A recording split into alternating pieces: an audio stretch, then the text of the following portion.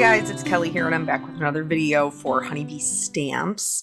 Today we are going to be using Bloom with Grace. This is one of my illustrated sets with Honeybee. I showed you the forest floor. I ended up taking that in a different direction, so I didn't use it for this one. The 3D burlap embossing folder and then the fancy fall layering frames. Oh, and I also used the Sweet Stacks rectangles. I didn't show you because I didn't know how this was going to go. Sometimes, you just sit down to create and it takes on a life of its own. Which you may notice that this particular set of cards, we're making 3 of them today. Again, not my intention. That's just what happened. Have a very vintage feel, which isn't necessarily my vibe most of the time. Jokingly, I told Dawn today, Dawn Wolfslagel, I was like, I made some very Dawn cards because these are totally her vibe. So to start, I am working on Nina 80-pound solar white cardstock, and I'm going to stamp a background using the 3 sunflowers that are included in the Bloom with Grace set.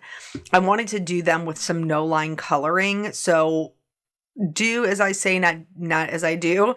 Make sure that your stamps are clean. So here you saw me clean them because I never clean my stamps. I'm really terrible about it. So I clean them first, and now I'm inking them up with the no line ink from Honeybee, and I'm going to go ahead and stamp them down. Now, if you're trying to create the look of pattern paper, you want to make sure that you're always stamping off the edge and that you're filling the middle. So I try to fill my middle first and then fill in the outside edges, but all of the stamping around the edges, I try very hard to make sure that it does hang over the edge. It gives the impression that the pattern continues on. And then also with the no line coloring ink, I always stamp them twice. In order to create this background, I did need some masks for the print that I was going for, but you could stamp it without any masking. You would just need to make sure that you're aware of where the lines are for like the leaves and things. For me, when I'm doing no line coloring, I'm already confused enough by the lines. I wasn't going to add to it by adding in like leaf lines. So I found it easier to just cut some masks. I'm using Eclipse masking paper.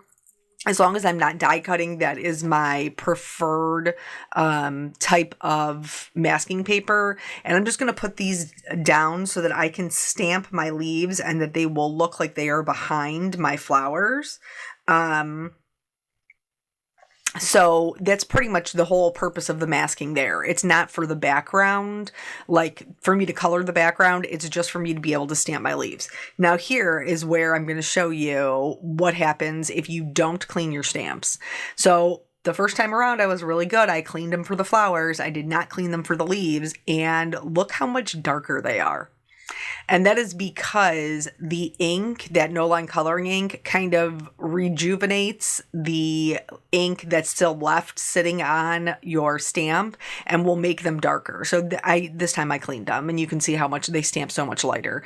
Thankfully, I was already going to be doing my leaves a darker green, so it's okay. You're not really going to be able to see that. And then here, this is just sped up so you guys could see, the rest of how it came together. In addition to this background, I also stamped some of the flowers and leaves as extras that I will be die cutting, and that's what you're going to see here. So before we get too far into the coloring, I do want to say that we're going to be talking about the class, about the Honeybee class, the dimensional mixed media class that I am doing with the Honeybee products. We are going to touch on that, and we're going to have a little bit of story time. But first, let me tell you what I need to tell you about the coloring, right? About the card. So when I'm doing no line coloring, one of the things that I really, really struggled with in the beginning was getting my image looked like a blob. And I was like, I don't understand what I'm doing wrong. Why can I not retain any of the detail from the stamp? And in doing it and practicing it and watching other people, what I learned is when you're doing no line coloring, you almost have to put in your like your shadows first, because you have to maintain that line. So if you go in with your lightest color, which is what I used to do, I would go in with my lightest color and just kind of like color all over everything. You blow out your lines. And then there's nothing that's just a blob, and you have to kind of guess where it needs to go.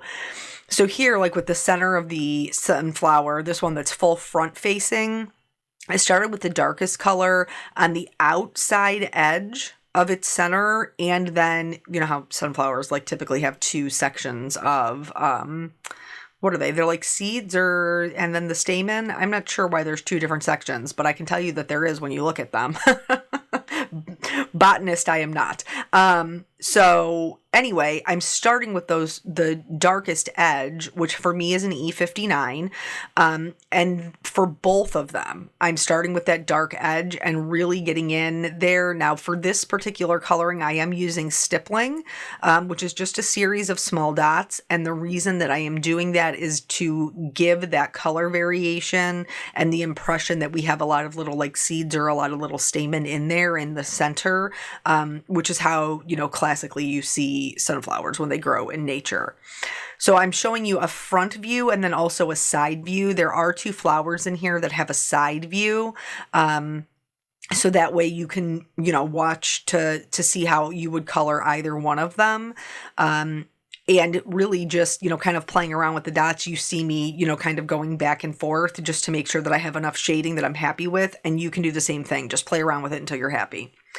So now I am going to color this large front-facing sunflower. Now I colored all of them the same, but what you see me doing here is I'm going in, this is my darkest color. This is an E99. And what I'm doing is I'm looking for the petals that are sitting behind. And right away, I'm going in and adding in my shadows to maintain that line, that shape of the petal. So by looking for where I need it to be the darkest, you can see kind of like the shape of the petals start to come to life. And that is going to help us to make sure that we do not have one big blob of a sunflower, because we're already putting in those lines. And the lines are already there for you. I know it's hard to see on camera, but it's already there for you in that no line coloring ink. Just as we're going over it with the alcohol markers, that's going to start to disappear, which is what we want in order to get a no line coloring look. So once I've gone through the whole flower and I've laid down my lines where I need to keep the line separate, now I can go in and use that darkest color to start to add some shadows and to give shape to the petals that are sitting on top. Now you can see when I'm doing that, it almost looks like little V's, like little narrow V's as I'm coming up from the petal. That's because I need to keep the side of the petal, the edge of the petal, nice and light, because that contrast between the dark of the shadows and the light of the highlight is what is going to give us our shape. So now that's the hardest part, because once we have those shadows down, now we know just going in with our darker midtone, which is the YR24, and then the lighter midtone, which is a Y21, we're just going over the colors that we just put down and just slightly extending it out. So the very far, far back petals that are really, really tucked behind maybe 2 or 3 layers of petals, those ones the lightest color will be that Y21. And then for the ones that sit on top, the lightest color is going to be a Y11. And that will further create that contrast between our layers to help it look really dimensional. This truly, like when they're done, especially the ones that are die cut, it really looks like you're creating your own ephemera, which I think is pretty cool. So we're going to get into the textures and stuff, but I have to do all of the coloring first. So now, while we color, let's talk about the class. So if you watch on my channel, then you already know this. You've already seen it. If you're watching on the Honeybee channel, then this might be news for you. But so I am doing, back in, what was it, March? Yeah, back in March, I did a class with some Honeybee product that was for Crop on the Cape. And I taught that in person. I had a bunch of kits left over. And so I asked you guys about, if you were interested in receiving them. You said you were. So we did an option where we sold the class and we sold the class with the kit. The kit contains all of the pre-stamped and pre-die cut images from Lovely Layers, the Lovely Layers that we're using, from the Everything Beautiful set. That's the stamp image that we're using. The sentiments are stamped and die cut. And then everybody is getting the little autumn pearls, like a section of the autumn pearls to finish out your cards. That's what was in the kit. And so those did sell out. We had a very limited number of those. It was just what was left over. Those did sell out. However, the class is still available for purchase, and it will be a live class. Will be live on November 16th. And you can find all that information over on my website. Honeybee has very, very generously been, supporting me. They've given me a landing page which lists anything that they carry that we used for the class. They've listed it there on the landing page. So please make sure that you do compare the product list once you purchase the class to the landing page, because not everything is in there. It's just all of the things that they do carry. And so that's still, the registration for that is still open. I do want to say it is a class that, if you have any of the Lovely Layers, the technique will work for that. Or, you can use any stamped image. You don't necessarily have to use the ones that we are using in class, though obviously, it helps to be able to follow along, but it's a technique-based class. So it's not necessarily about the product. So I would encourage you to check that out if you would like to just spend a Saturday kind of crafting along, and that we could spend a little bit of time together. And of course it's live, so any questions that you have, I would be able to answer. If you are choosing to purchase the class, please, please, please make sure you have first created an account and you are logged in, because the membership gets assigned to your account once you purchase the class. And so a lot of people ran into a lot of problems because they weren't logged in. And so because this is the first time that I'm doing it, thank you guys so much for your grace and your patience. I had a lot of issues, which is a story time for another day. I had a lot of issues. But I think that we did kind of fix them, and get it kind of worked out. So anyway, now I've colored the whole leaf. Don't worry, I'm going to color more leaves. So here, basically, in order to keep the shape, I did the same thing. I went in with my darkest color, and here you're going to see it again. Basically, anywhere that I'm going to have that shadow, I'm going to go in right away with my darkest color. Now, this flower is laying on top of this leaf, so I know that whole edge is going to be darker. So right away, I'm going to go in and outline that edge. And then for the veins in the leaf that are already drawn in, I followed along those. And then on the outside edge, because sunflower leaves are notched, they're serrated. So I'm just pulling in a little bit of color at each point where it kind of dips in to help give it just a little bit more shape. Now, this leaf, because more of it is tucked behind than the other one that we just did, where you can see almost the full entirety of the leaf, is going to be a little bit darker. Have no fear, it's supposed to look that way. If this leaf was tucked completely underneath this flower, it wouldn't receive as much light. So the other thing that I did want to show you is for the flowers that have the side view, it does have, kind of the little leaves at the bottom that connect to the stem. And how I do that is right away, again, with the darkest color, I want to establish my stem.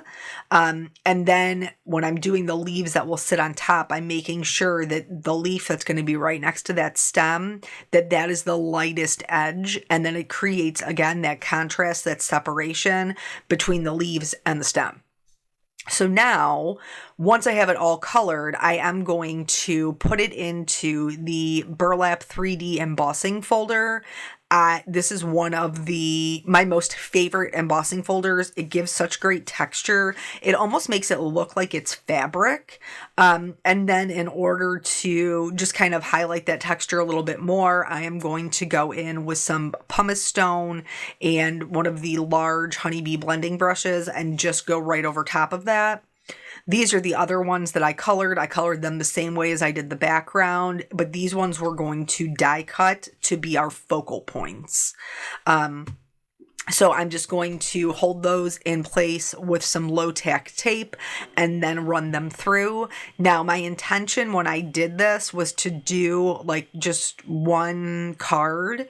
And I wasn't sure exactly how it was going to come together because you know how it is. Sometimes when you're creating, you're not necessarily sure what your finished product is going to look like.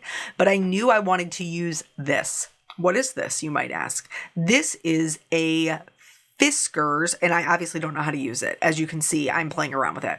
This is a Fiskars paper crimper.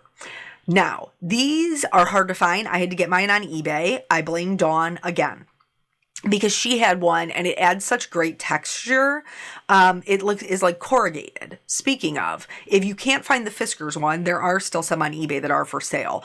There's two different ways that you can do it. You can look into the Marvi Yakurta corrugator, the straight edge, which Honeybee does sell in their shop. I think it's like $15-16, and it does basically the same thing. Or you can do this, which is, I use my paper trimmer, but if you have a scoreboard, it would also work. You would just take a bone folder. This is the small bone folder from Honeybee. And then in just measured increments, which for me was like 1/8 of an inch, I just went in and did the lines, pressed down the lines to score it. And that will, in fact, create the same lines that corrugated look. And you could do them as close together or as far apart as you would prefer. This is the cheapest option. The easiest option is to get the paper crimper or the corrugator. But either way, no matter what your budget is, you can still get this look, which I appreciate because, I also was a crafter on a budget. So here, this is the it's ivory colored cardstock, and I am stamping my sentiments in brown ink. This is a cooler brown. This is Cup of Joe from Hero Arts, but again, use whatever you like.